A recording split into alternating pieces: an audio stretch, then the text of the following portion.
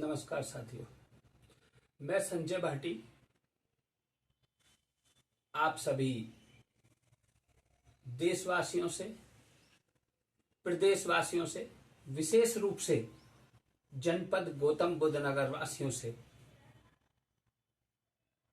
अपने संक्षिप्त परिचय के साथ एक आग्रह करने आया हूं।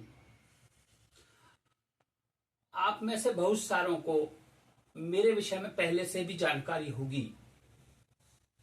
मैं पत्रकारिता जगत में बहुत लंबे समय से जुड़ा रहा हूं। मैंने अपने खुद के अखबार भी निकाले, लेकिन मेरे सभी विवाद अखबारों के संचालकों और पत्रकारों से हुए।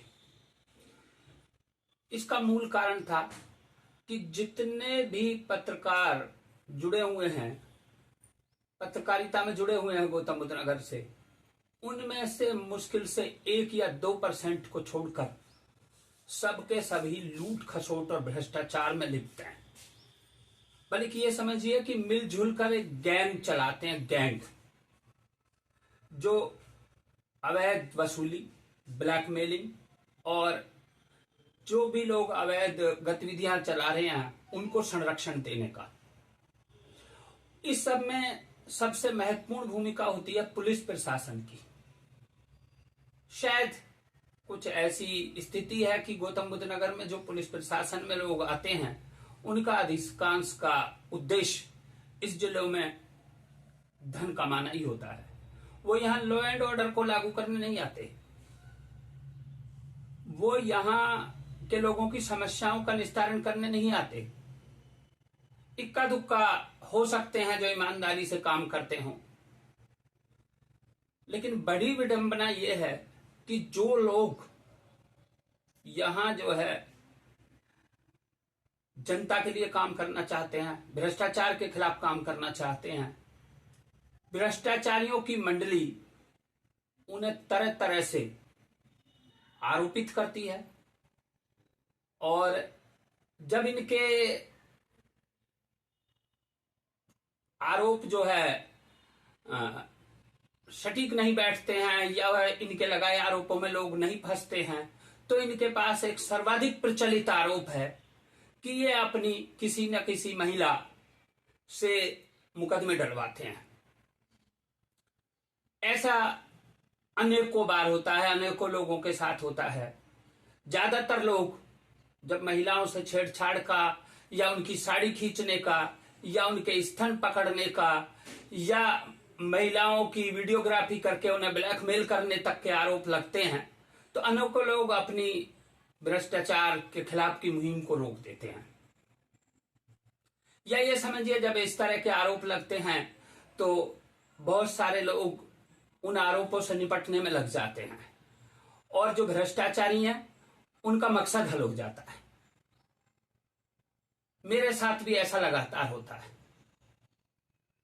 आपको बता दूं कि मुझ पे सबसे पहले लूट, चैन स्केचिंग और रंगदारी का मुकदमा दर्ज कराया गया। यह मुकदमा दैनिक जागरण के पत्रकार और उनके एक ब्यूरो चीफ और यहां तक कि उनके एक मैनेजिंग डायरेक्टर भी इसमें शामिल थे। कारण मैंने विशेष रूप से दैनिक जागरण अखबार वालों के चिट्ठे खोले या अखबार से जुड़े लोगों के चिट्ठे खोले।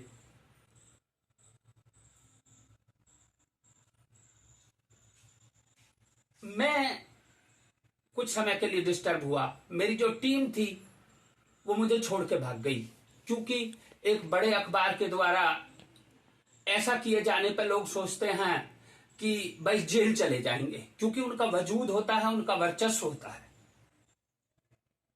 दूसरी बार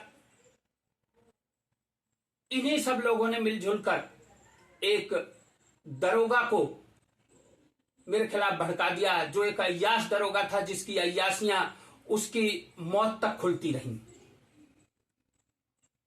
परिणाम, दरोगा ने आत्महत्या कर ली। आप सभी को पता होगा। लेकिन ये सब चीजें मैंने जो सच्चाइयां खोली उनके खिलाफ सच्चाइयों को रोकने के लिए, कोर्ट कचहरी में मुझे उलझाने के लिए की गई। आज जो लोग मेरे खिलाफ विवेचक थे वो आज तारीखों तक पे नहीं आते हैं। 2-2 साल से उनके वारंट हुए पड़े हैं। सीपी महोदय को लेटर लिखे जा चुके हैं न्यायालय को दोबारा, लेकिन वो विवेचना में शामिल नहीं होते हैं। जबकि विवेचना में नहीं, कोर्ट की कार्रवाई में, जबकि वो कोर्ट के बाहर अनऑथेंटिक रूप से आकर खड़े रहते हैं और दूसरे मुकदमों में जो है अपनी दूसरी अदालतों में और उनमें घूम कर चले जाते हैं। मेरे मुकदमे में क्यों नहीं खड़े होते? कि उनके पास मुझ पर चार्जशीट दाखिल करने का एक भी कोई पॉइंट नहीं है। फर्जी मुकदमे किए गए। ठीक इसी तरह ऐसे बहुत सारे मामले हैं। बहुत सारे पत्रकारों ने मानहानि की, पत्रकारों ने की, क्योंकि मैंने उन पत्रकारों की सच्चाइयां खोली। आप सभी जानते होंगे पत्रकारिता में 2-3 तरह के लोग हैं। एक लोग हैं जो तनख्वाह पर काम करते हैं, एक लोग हैं जो अपने आप को समाज सेवक बता करके और उगाही के धंधे में लगे रहते हैं। एक कुछ परसेंट ऐसे लोग हैं जो वास्तव में समाज सेवा के लिए आते हैं, लेकिन कुछ ही दिनों में इस पत्रकारिता को छोड़कर चले जाते हैं। वो जो लोग वास्तव में समाज सेवा के लिए आते हैं वो कुछ ही समय में इस पत्रकारिता के वास्तविक गंदगी को समझ जाते हैं कि यहाँ तो केवल और केवल उगाही का धंधा है। और जो लोग अपने आप को समाज सेवक साबित कर रहे हैं उनमें से 99% अवैध वसूली में लगे हुए हैं। मैं खुल के कह रहा हूं, क्योंकि मैं इस बार इस तैयारी पे हूं कि चाहे ये सारे लोग मिलकर मुझे जेल भिजवा दें, चाहे ये कितने ही भी साड़ियां खींचने के आरोप लगा दें, मैं भी इस बार वार पार के लिए तैयार हूं। कोर्ट में भी मुकदमे लड़े जाएंगे, कोर्ट में भी लड़ेंगे, देखा जाएगा जो भी होगा। क्योंकि न्यायालयों पे आज अभी तक मेरे साथ न्यायालयों में ऐसा व्यवहार नहीं हुआ कि मुझे न्यायालयों में भ्रष्टाचार का सामना करना पड़े। न्यायालयों में यदि कोई बात आती भी है और वो रखी जाती है तो वो स्पष्ट हो जाती है, और ये भ्रष्टाचारी टिकते नहीं हैं, ये तारीखों तक पे नहीं आते हैं। यहां तक कि जब ये तारीखों पे नहीं आते हैं, इनके वारंट होते हैं, तो फिर ये मुकदमा लिखवाते हैं भ्रष्ट पुलिस वालों से मिलकर के कि भाई हमें तारीखों पे आने नहीं देता। मैं तो अकेला रहता हूं, मेरे साथ तो कोई भीड़ भाड़ रहती ही नहीं है। मेरे जैसे लोगों के साथ कभी भीड़ नहीं रहती। मेरे साथ तो जो लोग ट्विटर पे और सोशल मीडिया पे हैं, इन चार चोरों के चिल्लाने से वो भी डर जाते हैं। उनको भी लगने लगता है, क्योंकि वो कभी मेरे घर आके नहीं देखते हैं, वो मेरे परिवार को नहीं देखते हैं, वो मेरी दिनचर्या को नहीं देखते हैं, वो दूर दूर से देखते हैं। कुछ चोर कुछ चिल्लाने लगते हैं, या कुछ ठग टाइप लोग, या कुछ जो है उघाईखोर लोग चिल्लाने लगते हैं, तो उनको लगता है कि शायद संजय भाटी भी ऐसा ही होगा। ठीक, मैं आपसे बस यही अपील करना चाहता हूं कि जो लोग समाज में समाज सेवी संस्थाओं से जुड़े हुए हैं और वास्तव में समाज सेवा कर रहे हैं या करना चाहते हैं, वो ऐसे समाज सेवकों से, ऐसे पत्रकारों से सावधान हो जाएं। अपने छपास रोग के कारण बहुत सारे अच्छे लोग भी अखबारों में छपने के कारण इन भ्रष्टाचारी पत्रकारों के चुंगल में आ जाते हैं। उन्हें लगता है कि बड़ा अखबार है, बड़े चैनल हैं, ये हमें छापेंगे, उनके चक्कर में उन्हें दोस्त बना लेते हैं। अच्छे अच्छे बढ़िया समाज सेवक भी इन्हें अपने दोस्त बना करके इन्हें समर्थन दे देते हैं, जबकि इनकी दिनचर्या को वो देखते नहीं है। कभी आप पत्रकारों से एक सवाल करो कि आप जिस गाड़ी में घूम रहे हो, ये गाड़ी कहां से आई? इस जिले में हालात ये हैं कि जो पंचर लगाते थे, जो मिस्त्रीगिरी का काम करते थे, वो आज करोड़ों में है। काहे काम से? पत्रकारिता से। उनका पूरा, यदि किसी को 10-20 साल हो गए तो उनको ये पूछा कि उन्होंने समाज में से कभी किसी का कोई मुद्दा उठाया, या कभी किसी पीड़ित के साथ लग के उसका कोई काम करवाया, या किसी पीड़ित के साथ भी जब लगे हुए होते हैं जब इनको मोटा पैसा मिल जाता है। आपने देखा होगा कि जिले में ट्रांसफर से पोस्टिंग तक के पीछे भी चिट्ठे खुले हैं। पीछे वैभव कुमार और वैभव कृष्णा और आईपीएस अजय पाल के बीच का जो विवाद था, उसमें भी पत्रकारों का इन्वॉल्वमेंट था। उस समय कौन सही था कौन गलत था, नैतिक तौर पे कौन सही था, कानून में कौन फंस गया। लेकिन मैं आपको बता दूं, इस बार कुछ बड़ा होगा, क्योंकि इस बार हम इन सब चीजों को बेनकाब करेंगे और हम लंबे समय तक करते रहेंगे।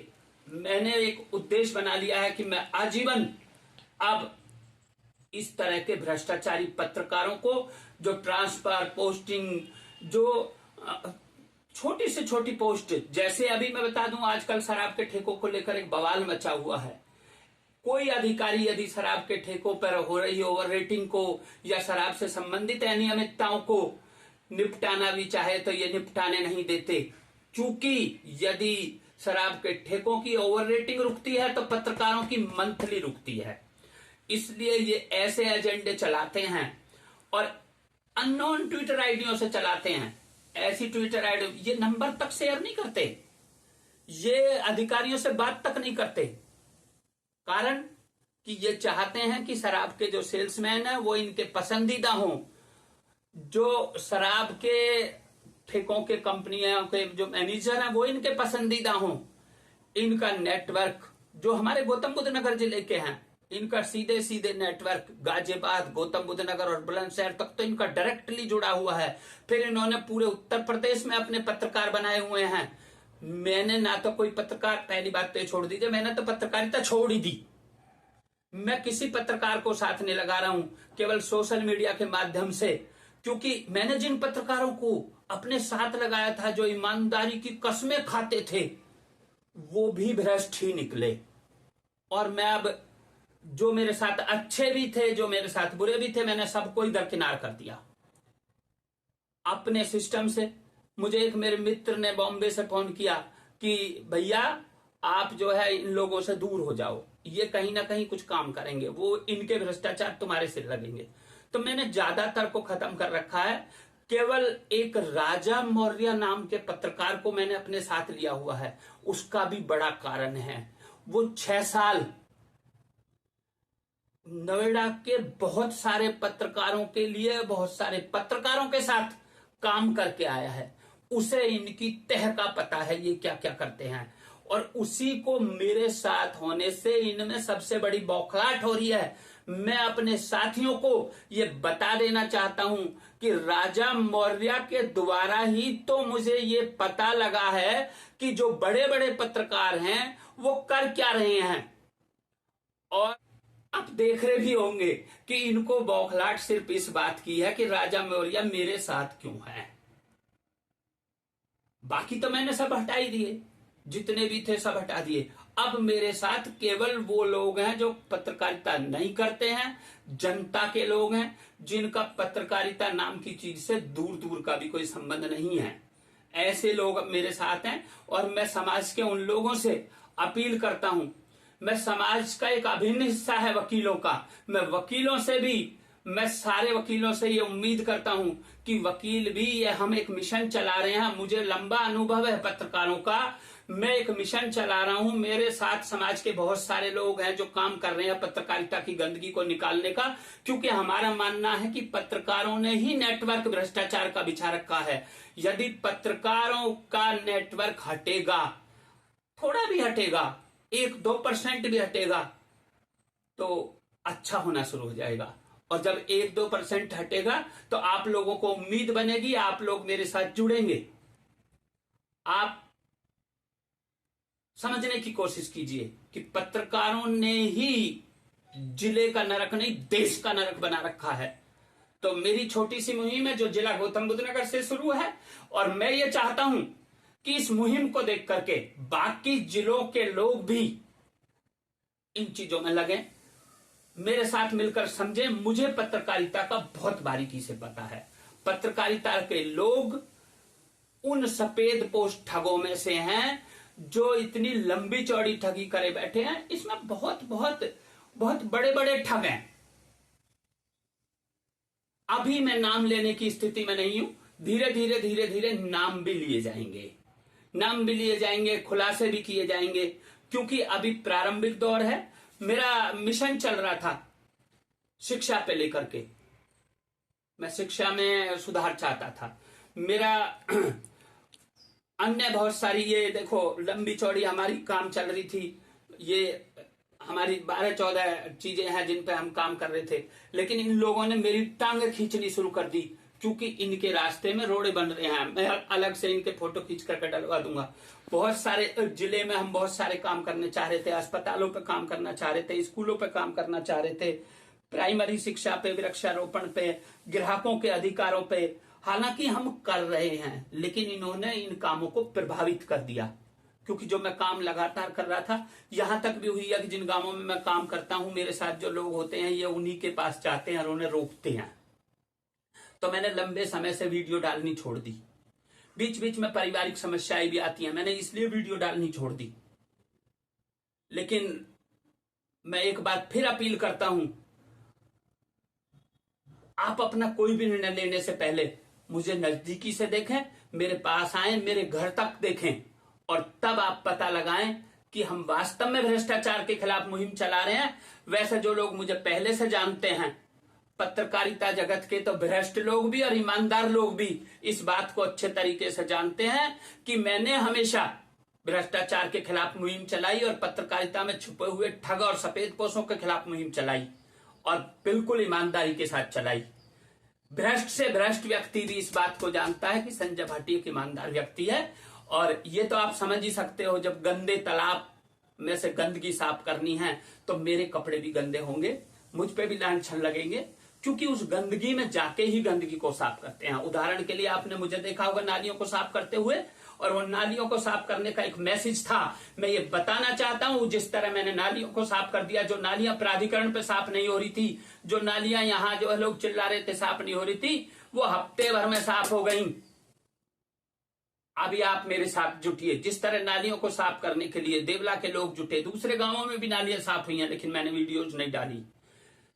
बहुत गांवों में हुई हैं, क्योंकि वहां जो टीम मेरे साथ जुड़ती है, यदि मैं वीडियो डालता हूं तो ये उन्हीं को बलगला देते हैं।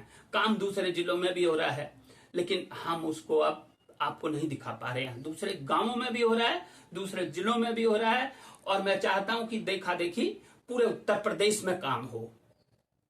इसी के साथ जय हिंद, जय भारत, नमस्कार दोस्तों। नमस्कार साथियों, मैं आज आपसे देश में फैले भ्रष्टाचार, समाज में फैले अन्याय, अत्याचार, और जो आम आदमी और गरीब आदमी की आवाज नहीं उठ पाती है, उसका एक इलाज और तरीका आपको बताने आया हूं। आप देखते होंगे जो बड़े बड़े टीवी चैनल और अखबार हैं, वो आपकी बात नहीं रखते, कारण वो पेशेवर पत्रकार हैं। उनको, उनके मालिकों को, अपने टीवी चैनलों को, अपने वर्कर्स को, सबको पैसा देना पड़ता है, और ये पैसा गरीब जनता से डायरेक्ट नहीं जाता है। इनडायरेक्ट में तो ये गरीब जनता का ही जाता है, लेकिन डायरेक्ट नहीं जाता।